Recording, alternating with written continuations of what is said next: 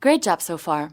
As this is a finance-oriented course, there are some financial terms and mathematics that you will have to be comfortable with to do the exercises. One of these is the concept of returns. It will be easiest to demonstrate this through an example. Suppose you have $50 worth of Apple stock. If that stock earns you a 10% return in January, how much money do you have at the end of the month? The math for this isn't complicated. 10% of 50 is $5, so by adding this to your existing $50, you now have $55. Great, now let's think about this a different way. At the end of the month, you have 100% of your original cash, the $50, and now you have an extra 10%.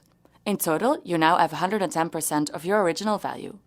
Dividing this by 100 to turn percentages into decimals gives us the following equation. The 1.10 you see there is important. You will use this value as a return multiplier. Multiplying your original $50 by this multiplier gives us the correct answer of $55.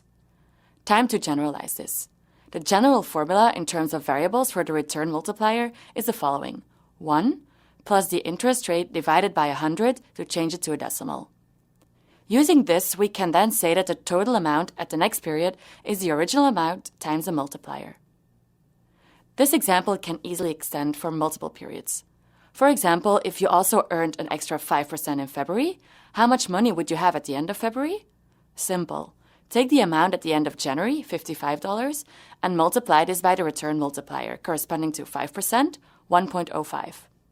But wait, if you write this math another way, you can see that this is nothing more than the original $50 times the multiplier for January times the multiplier for February.